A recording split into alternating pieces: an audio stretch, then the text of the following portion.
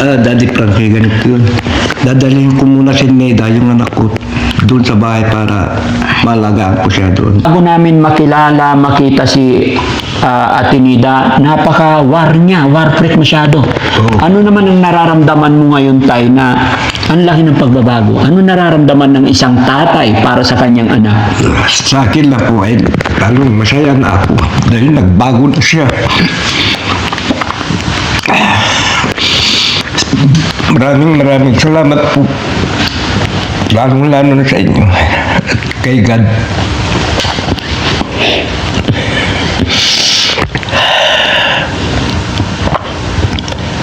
Bilang isang ama, Tay, gaano mo kamahal yung mga anak mo? Mahal ko sila. Lahat sila mahal ko. Lalong to. At may ano siya. May umaga na parang wala ng pag-asa, at gabi na di mo alam kung saan kakapit, ngunit may tinig na maririnig. At kahit gaano kabigat ang mundo, may kamay na aabot sa... Good morning! Morning, Ate Nida. Okay ka lang? Ba't parang inaantok ka pa? Ha? Antok ako. Bakit? Di ka ba nakatulog kagabi? Katulong. Ay, nakatulog. Pero, in fairness, ang ganda ng labi mo today. Ha? Yeah. So, mga kababayan, mga kabarangay, sa mapagpalang umaga sa atin lahat, after 2 days po kasi namin sa Maynila, dumating kami rito kahapon. Hapon na, no? Ano oras tayo nakarating dahil? Mag-alas 4 na. Alas 4 na ng hapon. So, pagod ang team, kaya dito na kami natulog. And then ngayon, ito na naman yung araw na, kumbaga, kasi may nagbigay po ng pampaayos ng hair ni Ate Nida, no? So, sino ba yung nagbigay, bro? Okay. Nagbigay po si Ma'am Jenilita Kilding ng 5,777. Okay? So, sabi ng sponsor natin, mga kababayan, paayos daw yung hair niya. Text niya. Ito. Daddy Frankie, good evening po sa inyong lahat. Good morning dito. Bago ako mag-busy, mag-aabot ako ng tulong para kay Ate Nida. Konting tulong sa mga gamot niya at sa pampagupit niya. Sana magkasya. Natutuwa po ako at nakikita ko na unti-unti niyang paggaling dahil sa pagkalingap ninyo sa kanya, at lalong magagamot na siya. Ayaw ko siyang makita na nagwawala. Natatakot po kasi ako. Hehe. Thanks, Daddy Frankie and Mommy Rochelle. Ayan. That is coming from Ma'am Jenilita Kilding. Nagpadala po siya ng 5,777. No? Ma'am Jenilita Kilding, maraming salamat po. Ito, sa araw na to, pupunta kami sa bahay, sa parlor. Ipapaayos natin si Ate Nida. Huwag po kayong mag-alala, mga kababayan. Ito, si Ate Nida, sintomas po yan ng mga vitamins na iniinom niya. Okay? At si tatay naman, okay naman. Tay, ano naman po ang masasabi mo, nasaksihan mo kung paano yung ginawa, mga check-up ni Ate Nida? Ano pong masasabi mo ngayon? Ang masasabi ko po, Daddy Frankie, maraming salamat po sa aking tulong na binigay sa, lalo-lalo sa kay Panginoon. Very good, Tay. Huwag mong kakalimutan magpasalamat kay God. Unahin mo lagi si God. Ha? Ano't ano man nangyayari, si God lang. Ako po ay kasangkapan lang. No? Kumbaga, ginagamit lang po ang Team Daddy Frankie. Kasangkapan lang ng Panginoon. Kung ano man nangyayari ngayon, kung ano man yung na-achieve natin ngayon, tama ka po. Sigad lagi, ano? So, tayo, syempre, bago namin makita si Ate Nida, napaka-war niya, war freak masyado. Ano naman ang nararamdaman mo ngayon, tay, na ang laki ng pagbabago? Ano nararamdaman ng isang tatay para sa kanyang anak? Sa akin lang po ay lalong masaya na ako dahil nagbago na siya. Maraming salamat po. Lalong-lalo na sa inyo. At kay God.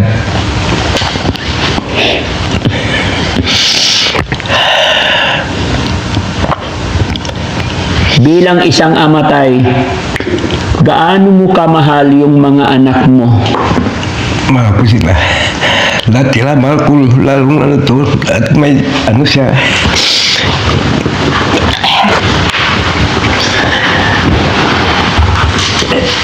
Kaya nung napanood ko kayo, ang pinapanalangin ko na ano, mayroong makapagsabi sa kanya. Ay, yun, nung nabalitaan ko na ano, bigla-biglang may dumating doon sa bahay, si Boss JB pala yun. Kala ko kayo, Daddy Frankie. Maraming salamat po sa inyo. Lalo mga kasamahan ninyo. Masaya ka ba, tay, na Opo. nakakausap na ng maayos sa Ate Nida? Oo, yan. Masaya na ako, nakakausap na. Hindi na siya nagwawala.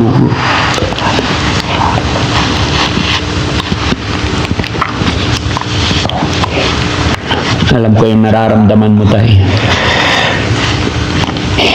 Nakakain na siya ng maayos ngayon. Oo nga eh.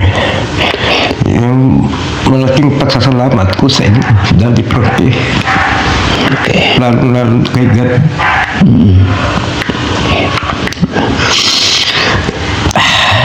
Dapat hindi siya pababayaan.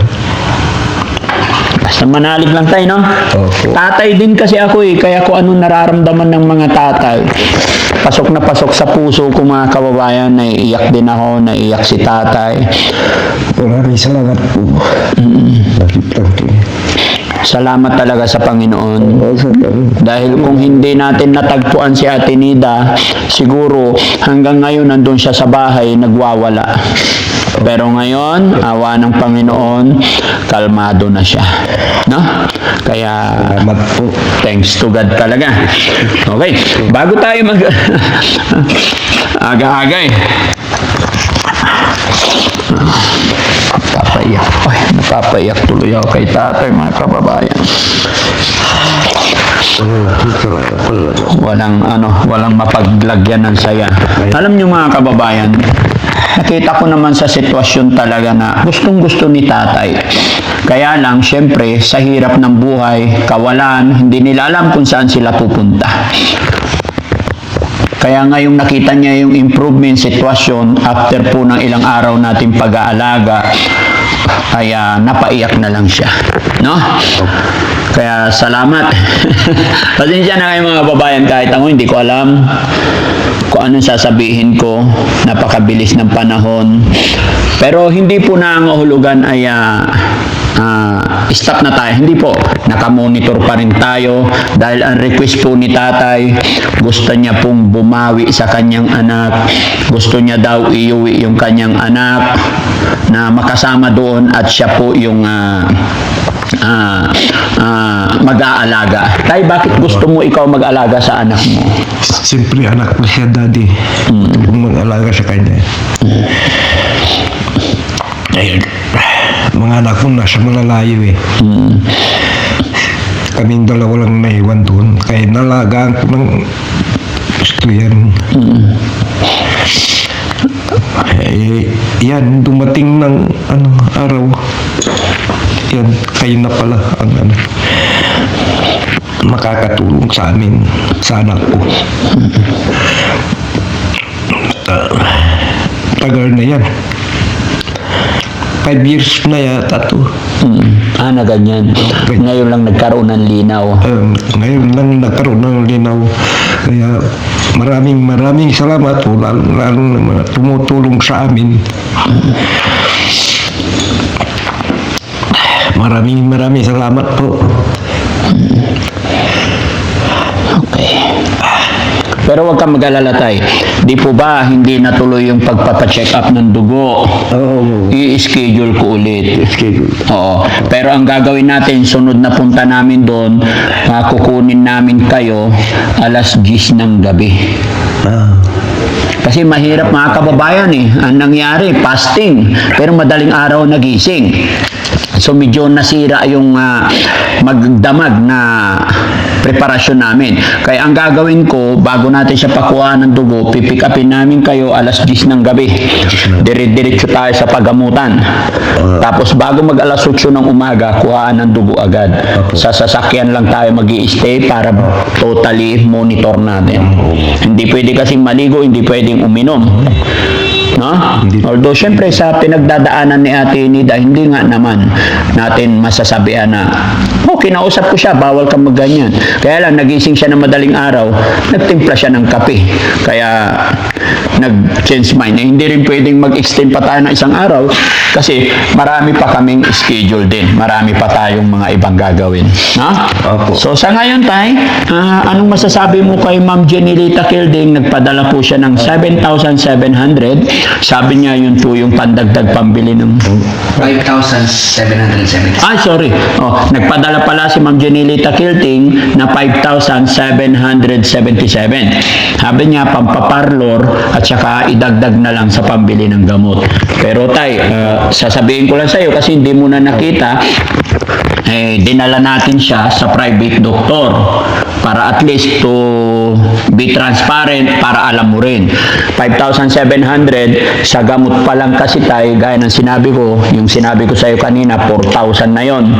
Pwera pa yung doon sa doktor. Kasi yung binili ko sa Mercury, worth 4,000 na yon. Plus yung kay Doc naman, doon sa doktor naman, 2,200 yata yung gamot doon. So, pasok na lahat. Ano po? Opo. Ina-explain ko lang. Pero walang problema yan. Sasagutin pa ni Daddy Frankie lahat yan. No? Hanggang sa parlor niya, pagpapalinis, dahil yun ang kahilingan ng ating sponsor. So, anong masasabi mo kay Ma'am Jenilita Kilding? Ito lang masasabi ko, Ma'am Julita. Apelido niya. Jenilita Kilding. Ginilita Kilding. Maraming salamat po sa pinadala niyong gagastusin dito sa anak ko. Ayan lang po. Pero huwag kang mag-alala na, Tay. Bibigyan pa rin kita ng allowance mo mamaya pag nandun na tayo sa bahay. Pero pangako mo sa akin, Tay, na sana pag nandoon na kayo sa bahay, wag mong kakaligtaan yung gamot every night bago siya matulog. At bago mo siya painumin ng gamot, kailangan may pagkain. Every morning, may almusal, may lunch, may dinner. Kahit gulay lang, Tay, hindi naman natin kailangan ng mga pabongga-bongga. Importante, may laman ang tiyan bago mag-take ng gamot. Okay. Napaka-importante po yun. Importante po. Pero rirespetuhin ko yung gusto mo tayong kagustuhan. Kasi ang kagustuhan ni Tatay, mga kababayan, makasama niya. Ngayon daw na medyo okay na kailangan makasama niya. Pero nakamonitor pa rin kami. Ang gamot na ibinigay namin sa kanya, good for 7 days, para pupuntahan namin siya. Matik pupuntahan para namomonitor. No? Kaya so yun, mga kababayan, mga kabarangay, samahan nyo kami para dalhin naman natin siya sa pagamutan. No? Ate Nida? Tara. Umiiyak si Ate Nida. No? Naririnig mo si Tatay umiiyak sa pagmamahal niya sa'yo. Ano naman ang sasabihin mo kay Tatay? Wala. Love na love ka ng tatay mo. No? Umiiyak si Ate Nida, mga kababayan, habang naririnig niya si Tatay na umiiyak, naluluha. Kumusta ang pakiramdam ni Ate Nida ngayon? Naantok ako. Naantok ka talaga. Pero umiiyak ka, lumuluha ka. Mahal mo rin ba si Tatay? Bilang ama, anong masasabi mo kay Tatay? Sinamahan niya tayo sa paggamutan 2 araw. Anong sasabihin mo kay Tatay? Ha? Anong sasabihin mo kay Tatay? Salamat. Salamat. Sige nga, sabihin mo kay tatay. Umiiyak si tatay eh. Paano ka magpasalamat kay tatay? Dali ah. Bangon, straight. Ayan, oh. Sige, paano ka magpasalamat? Sige nga. Sabihin kay tatay.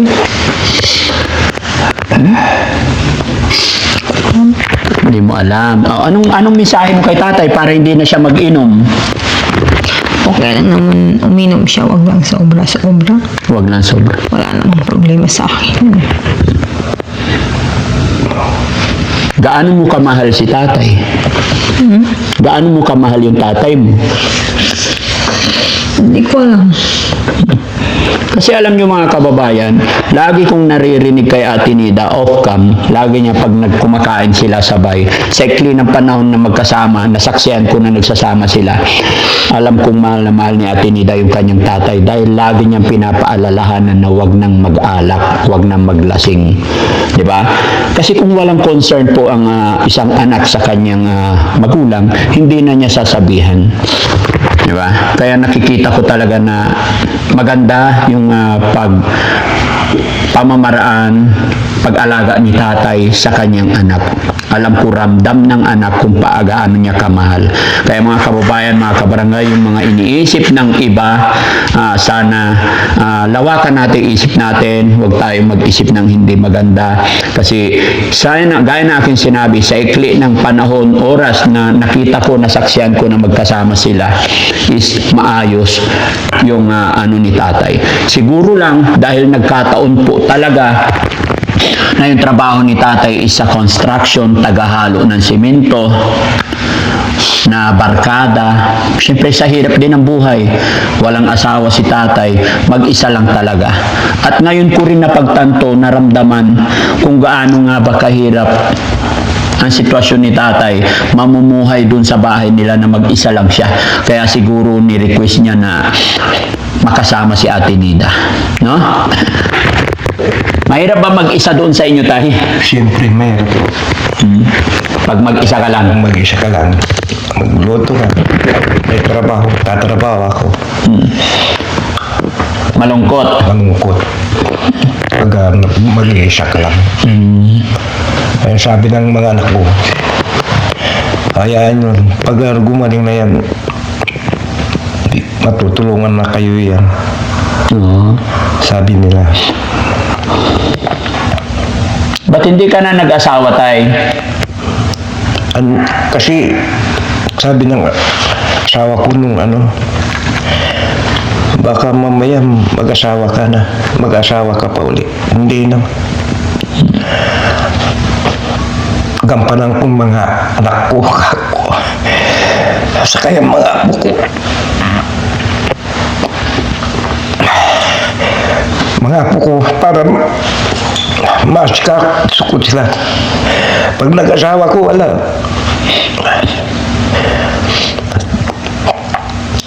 Kaya sinabi niya sa akin ng asawa ko na wag na akong mag-asawa.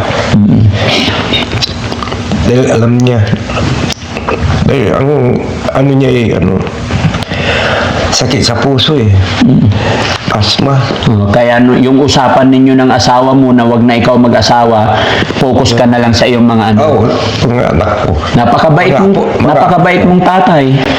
Di ba? Yung iba kasi nag-aasawa eh. Lalo yung mga apo ko. So ngayon tayo, mapapanood ng mga iba mong anak. Ano ang mensahe mo sa iyong mga anak? Mapapanood po nila to. Mga anak, yung nandyan nasa Caloocan, sila eh. Dito kami kay Daddy Frank eh. Si ate nyo, sa awa ng Diyos, gumaling na. Kaya magpasalamat tayo kay God, at lalong-lalo kay Daddy Frank eh.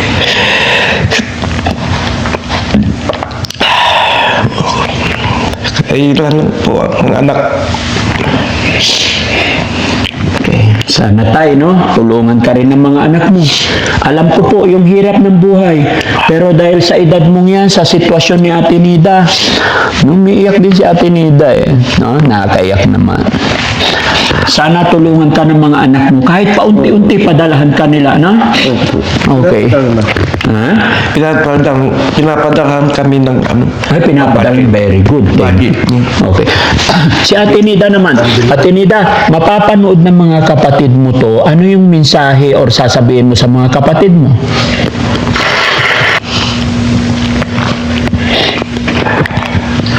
Ha, Ate Nida? Sige na, ano sasabihin mo sa mga kapatid mo? Yung nagpapadala sa inyo? Hindi ko alam nga. Bakit? Pinapadala niya. Wala naman siyang pera. Wala silang pera. Ginagamit nila sa pamilya nila. Ginagamit nila.